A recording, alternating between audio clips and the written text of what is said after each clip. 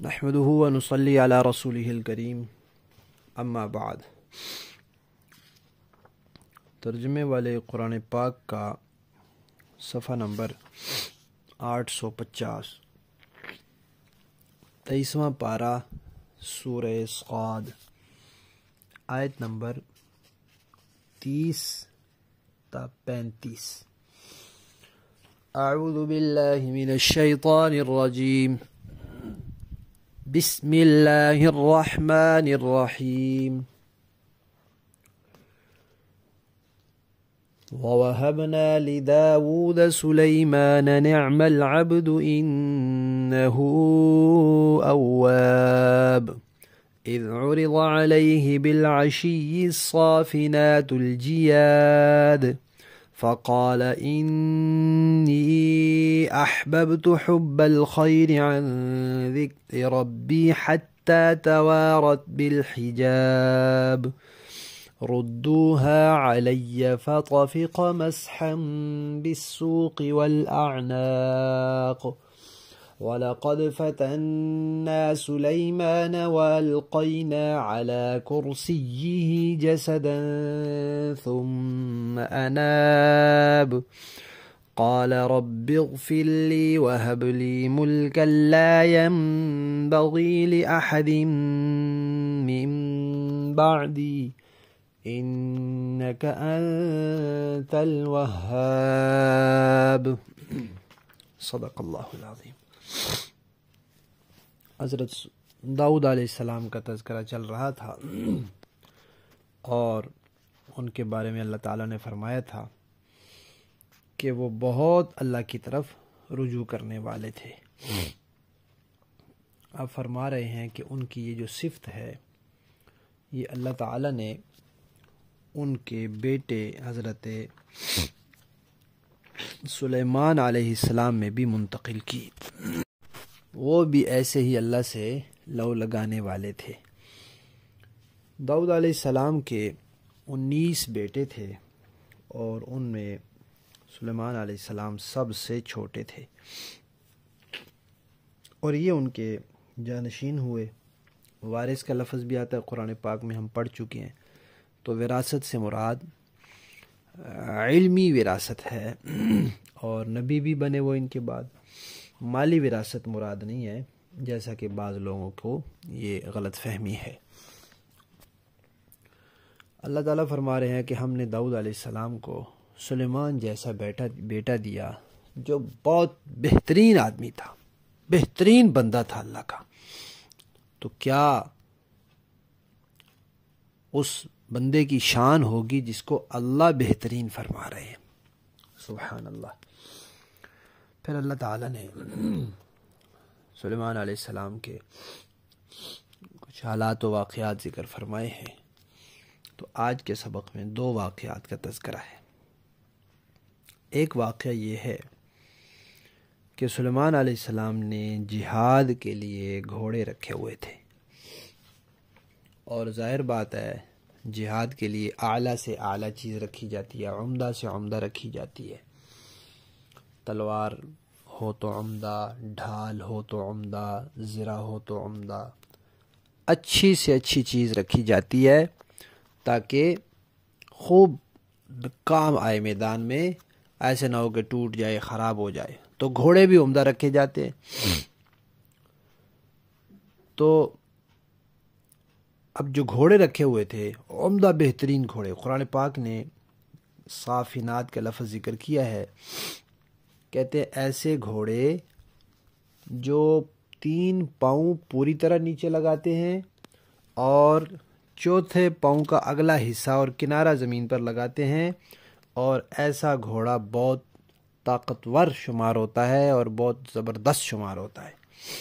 اور دوسرا لفظ ذکر کیا جیاد، یعنی تیز، جو اپنی دوڑ پوری کرنے والے ہوں۔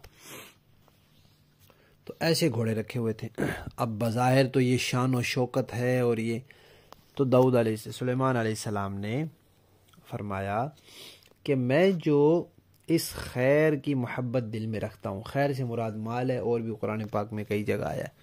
تو یہ جو مال ہے، یہ گھوڑے ہیں عمدہ، ان کی جو میرے دل میں محبت ہے، یہ اس لیے نہیں ہے کہ میں اللہ کی یاد سے غافل ہو گیا ہوں اور دنیا کی محبت دل میں پال بیٹھا ہوں، نہیں، بلکہ جہاد بھی اللہ کا حکم ہے، اور مجھے ان گھوڑوں سے محبت صرف اس لیے ہے کہ یہ اللہ کے حکم پورا کرنے میں کام آتے ہیں۔ اب کسی کو تلوار سے محبت ہو، کسی کو اسلحے سے محبت ہو، تو وہ بھی جہاد کی وجہ سے ہے۔ ایمان والے کو تو جہاد کے لیے ہو تو وہ اللہ کے لیے ہے، تو گھوڑے سے محبت ہو اللہ کے لیے تو وہ بھی اللہ کی وجہ سے ہے، جہاد کے لیے ہو تو اللہ کی وجہ سے ہے۔ تو گھوڑے ان کے سامنے پیش ہوئے تو انہوں نے یہ بات ارشاد فرمائی، پھر وہ گھوڑے قطار میں تھے تو چل پڑے۔ اب جب وہ ان کی نظروں سے اوجھل ہو گئے تو کہنے لگے واپس لاؤ۔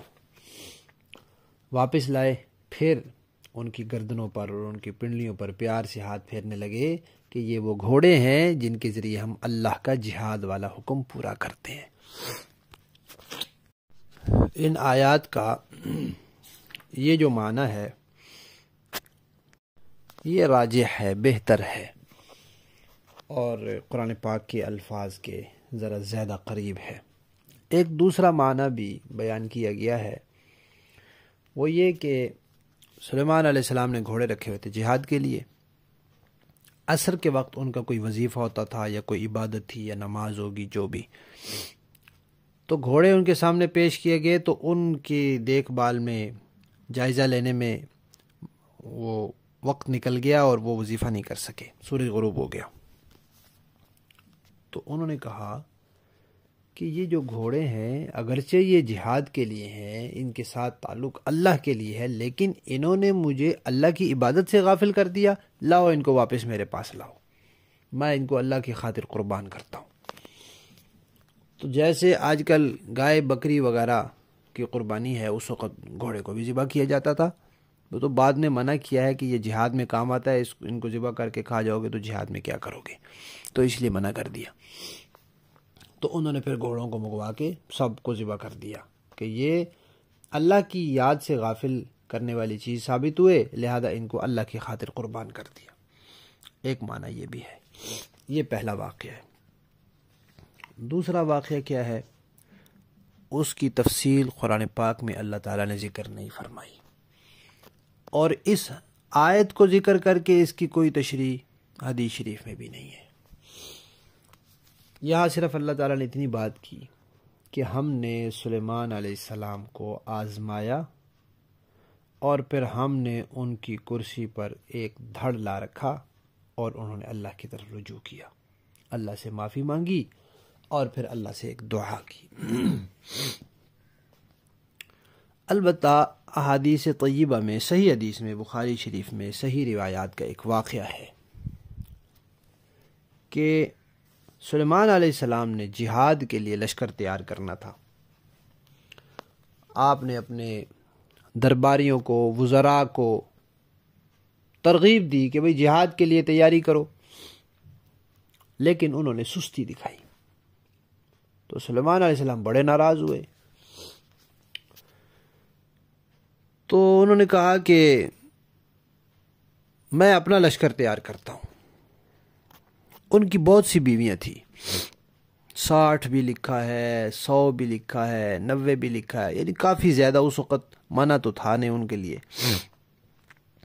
تو انہوں نے کہا کہ اپنی میری اولاد اتنی ہو کہ بس میں انہی کو جہاد کے لیے تیار کروں، دوسروں کو مجھے کہنا نہ پڑے یہ اتنی سستی کر رہے ہیں۔ تو انہوں نے قسم کھا لی کہ میں اپنی سب بیویوں کے پاس جاؤں گا اور پھر جو اولاد ہوگی اس کو میں جہاد کے لیے تیار کروں گا۔ انشاءاللہ نہیں کہہ سکے۔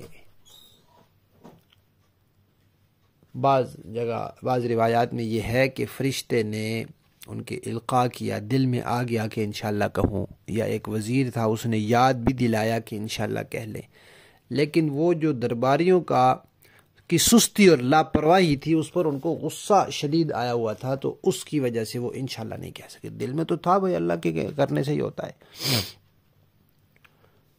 پھر آپ تشریف لے گئے سب کے پاس، لیکن اولاد تو اللہ نے دینی ہوتی ہے، اللہ نے ان کو کوئی اولاد نہیں دی، بس ایک بیٹا ہوا، وہ بھی یا تو فوت شدہ پیدا ہوا اور یا پھر نامکمل پیدا ہوا۔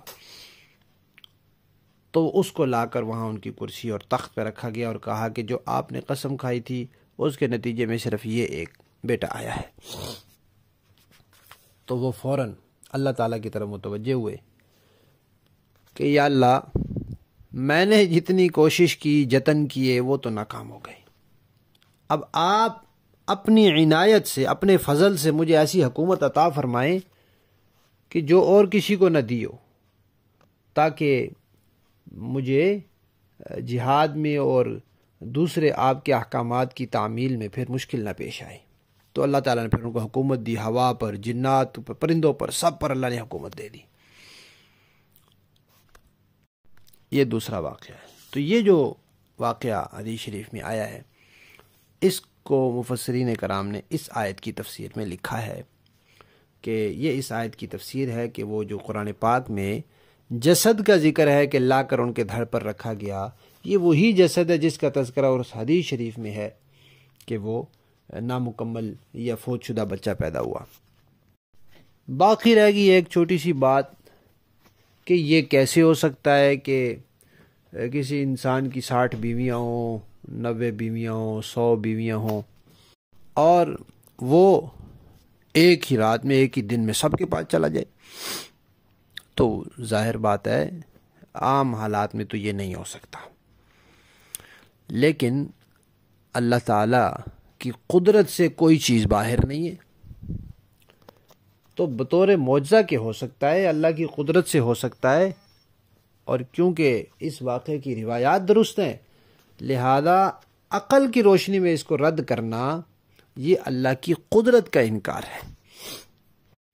تو جو لوگ خود فکری طور پر ٹھیک رخ کے نہیں ہوتے یا پھر عقل پرستوں کے اعتراضات سے ڈرے ہوئے اور خائف ہوتے ہیں اور ان کا یقین کامل نہیں ہوتا، تو وہ پھر اس طرح کی چیزوں کا انکار کر دیتے ہیں کہ یہ کیسے ہو سکتا ہے جی کہ پہاڑ تسبیح کرنے لگ جائیں، یہ کیسے ہو سکتا ہے کہ پہاڑ پورا اٹھ کر لوگوں کے اوپر آ جائے، یہ کیسے ہو سکتا ہے کہ ایک بندہ ایک ہی رات میں اتنی ساری بیویوں کے پاس چلا جائے۔ تو وہ پھر اس طرح کی چیزوں کا انکار کر دیتے ہیں۔ تو یہ ان کے ایمان کی کمزوری یا ان کی کم فہمی کی دلیل ہوتی ہے۔ لفظی معنی دیکھیے، وَوَهَبْنَا، اور ہم نے عطا کیا، لِدَاوُودَ، داود کو، سلیمان، سلیمان جیسا بیٹا، نعم العبد، وہ بہت اچھا بندہ تھا، انہو، بے شک وہ، اواب، اللہ کی طرف بہت رجوع کرنے والا تھا۔ اذ عرضا، ایک مرتبہ جب پیش کیے گئے، علیہ ان کے سامنے، بالعشی، شام کے وقت، الصافنات، اصیل گھوڑے، الجیاد، عمدہ، فقالا، تو انہوں نے فرمایا، انی، بے شک میں، احببت، محبت رکھتا ہوں، حب الخیری، اس مال کی محبت کو میں نے پسند کیا ہے، عن ذکر ربی، اپنے رب کی یاد کے لیے، حتیٰ، یہاں تک کہ، توارت، چھپ گئے وہ، بالحجاب، پردے میں، گھوڑے چلے گئے، وہاں سے دور ہو گئے، ردوہا، تو کہنے لگے واپس لاؤ، علیہ، میرے پاس، فطفقا، تو پھر شروع ہو گئے، مسحن، ہاتھ پھیرنا، بالسوق، ان کی پنڈلیوں پر، والاعناق، اور گردنوں پر پیار سے۔ یہ پہلا واقعہ ختم۔ وَلَقَدْ فَتَنَّا، اور ہم نے آزمایا، سلیمان کو، وَأَلْقَيْنَا، اور ہم نے لا ڈالا، عَلَى كُرْسِيِّهِ، اس کے تخت پر، جسداً، ایک دھڑ، ثم، پھر، اناب، انہوں نے اللہ کی طرف رجوع کیا، قالا، دعا کی، رب اغفر لی، اے میرے پروردگار مجھ بخش دے مجھے، وہب لی، اور عطا کر مجھے، ملکن، ایسی بادشاہت، لا ینبغی، کہ نہ مناسب ہو، لأحد، کسی ایک کے، من بعدی، میرے بعد، انکا، بے شک آپ، انتا، اور آپ ہی، الوہاب، خوب عطا فرمانے والے ہیں۔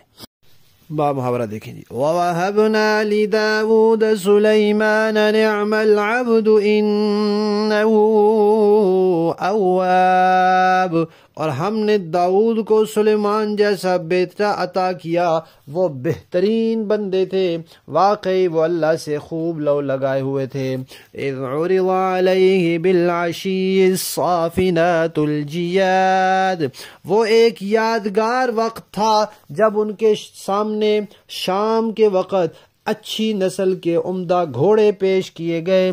فقال انی احببت حب الخیر عن ذکر ربی، تو انہوں نے کہا کہ میں نے اس دولت کی محبت اپنے پروردگار کی یاد ہی کی وجہ سے اختیار کی ہے۔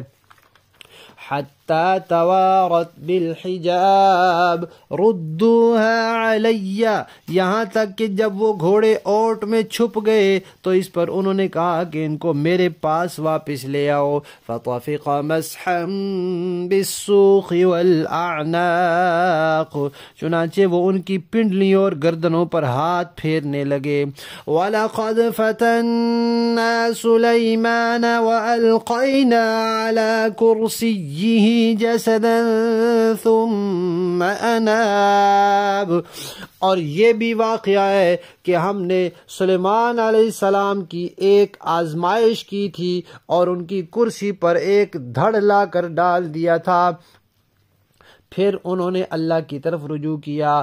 قال رب اغفر لی وہب لی ملکا لا ينبغی لأحد من بعدی انک انت الوہاب، وہ کہنے لگے میرے پروردگار میری بخشش فرما دے اور مجھے ایسی سلطنت بخش دے جو میرے بعد کسی اور کے لیے مناسب نہ ہو، بے شک تیری اور صرف تیری ہی ذات وہ ہے جو اتنی سخی داتا ہے۔